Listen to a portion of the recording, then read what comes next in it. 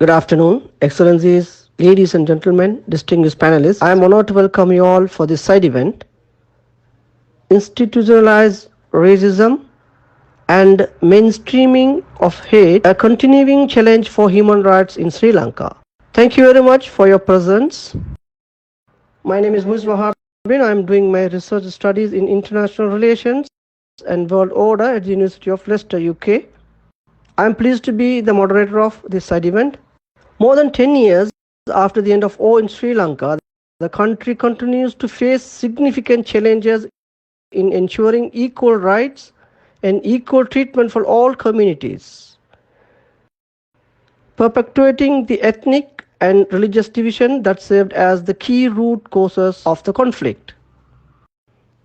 On the 26th of March, President Gotabaya Rajapaksa pardoned Staff Sergeant Sunil Ratnayaka, who was convicted and on death row for killing 8 Tamil civilians during the civil war, giving a clear signal that justice is served selectively to citizens of the country.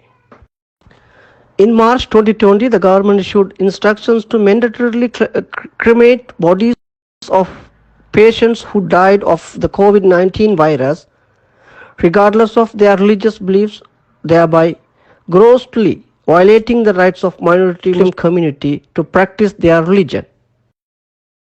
The Government Medical Officers Association, GMOA, of Sri Lanka published a report proposing COVID-19 exit strategies, which included the proposed racial profiling of Muslims.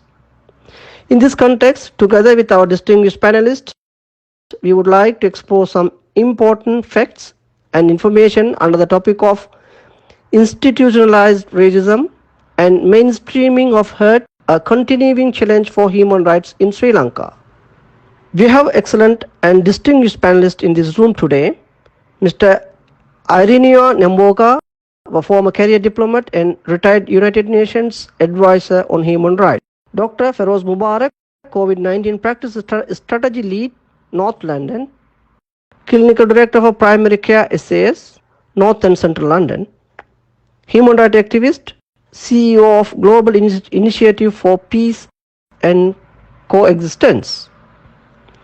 Mr. Shibli Kais, Human Rights Defender, General Secretary of Swiss Sri Lanka Association for Coexistence and EFCO member of UNHRC. Once again, I am pleased to welcome our panelists. Now I move to the first speaker, Mr. Shibli Kais. You have the floor, Shibli.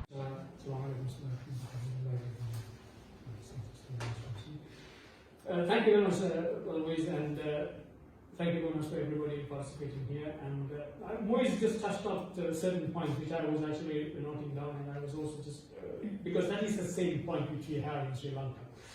Because Sri Lanka revolves in one point at the moment of this COVID-19. Because how to racialize this, how to bring this issue into the racism in Sri Lanka.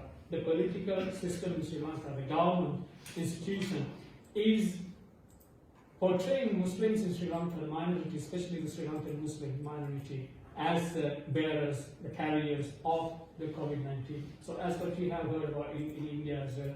So this is the same picture, and that's why he also pointed out in this. Now, Sri Lanka has had a war for the last 3 decades. It was the main cause, as he said, as you all know, it is the basic reason for the racial discrimination in Sri Lanka. The Tamils, they fought for a long time and they couldn't get their rights, and they took their arms to fight for their rights, and that's the war continued for 30 years. And the same thing, the Muslims have been, just like that, what they have been happening in Sri Lanka for the Tamils, the Muslims are being discriminated and pushed down several years and again and again. Now the time has come to the government to take this opportunity to push the Muslims of Sri Lanka as the problem makers in Sri Lanka. They are pointed out as the carriers of virus. They are the people who are producing these things and who are promoting the virus and who are spreading the virus. and in certain media they've been quoted as they are using it as a biological weapon against the majority of the Sri Lankans.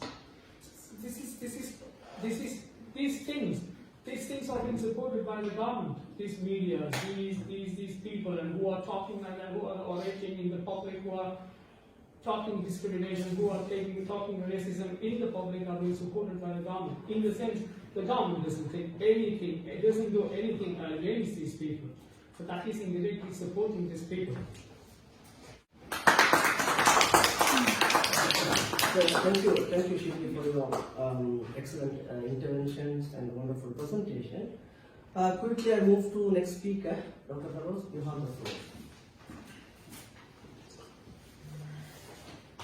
Thank you very much, moderator, and the respectable panelists and other attendees. Thank you for giving me the opportunity to make a brief speech. The title, Institutional Racism and Mainstreaming of Hate in Sri Lanka, a continuing saga. I'd like to start it with the basics again, and where it came from, where it is, where it's heading, in light of COVID-19 crisis. From the clinical perspective, from my background, it is important I try to stick to this scope, so forgive me if I'm not addressing any other concerns on this. So, to give a background, even before COVID-19, even before the bombing in Sri Lanka in April 2019, there had been institutionalized racism. But the racism has been not formalized in the sense that there was still law and order to an extent, at least in the papers. So there were processes which were still working. So the cogwheels in the mechanism were still turning. But it may not produce a result, but the cogwheels were still turning. So there was process, there was legislation, there was rules, there was law.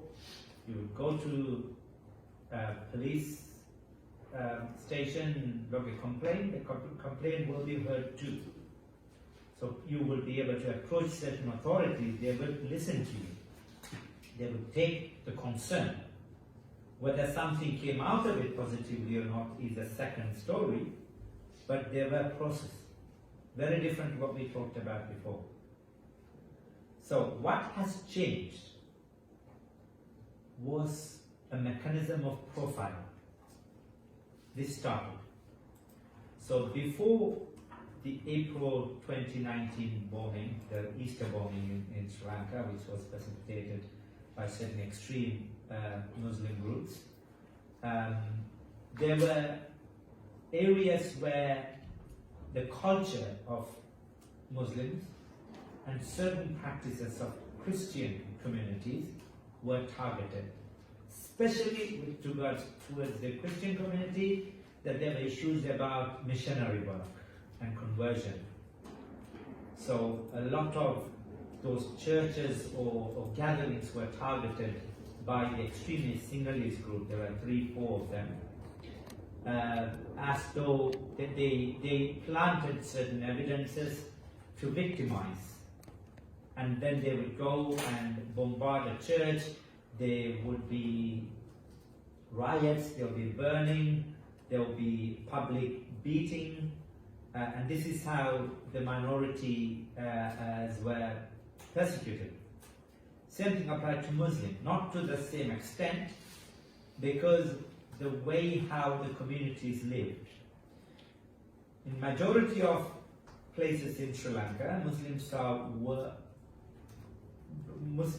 worked on certain professional levels or jobs. Majority of them were traders, businessmen, but they lived in herds in the sense that they've got their own areas where they just live together.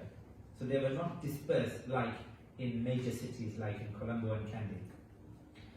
So there were no issues in terms of the conversion with regard to Muslim, because it was not done in a massive scale, and there were individual preferences. But with regards to the Christian community, that was a big issue because it was intermingled with the Buddhist community in most areas, at least more towards northwestern regions of Sri Lanka. Thank you very much, Dr. Saros, for your excellent intervention. Now we are moving to our next speaker, Mr. Namoka.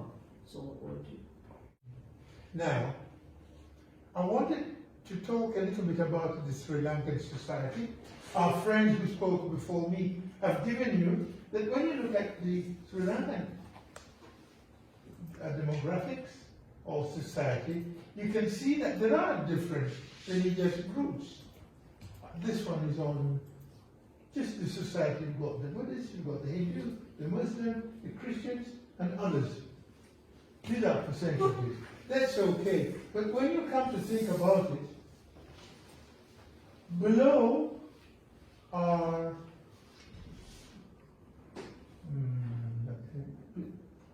okay. The top, unfortunately, these slides are a little bit.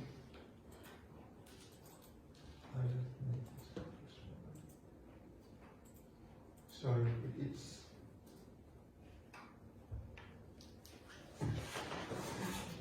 I don't want it to make it a little. Yeah, smaller. Okay, all right. There is that little subsection, population of Sri Lanka religiously presented as of 2012, and below are the ethnic groups, and then the fractions. I'm talking about this because I want us to look at the world as a place we can benefit from each other. If Sri Lanka has differences like religion, like different ethnicity, it cannot be fatality. Because as the speaker here spoke, if you listen to the people you rule, you can allow differences and exist. This country, Switzerland, has several religions, has several ethnic groups, up to about 3, 4. But they don't fight over these things. So when I listen to a government deciding against other people's deep held values, like the treatment of a corpse, of a believer, and you decide in a manner that is just tyrannical to believers, it's very sad. And I'm saying this as a human rights person. I love the way he puts it, that democracy means the rule by the majority protecting the rights of the minorities. That's a kind of paraphrasing. And when we look at this, I think it is a message that should help us to be more humane and considerate vis-à-vis others. Thank you very much, Mr. Namoka. Now, as we are coming to the end of this very interesting and informative session, I would like to thank the panelists and the participants, attendees. Thank you very much again. And now we close the side event. Thank you.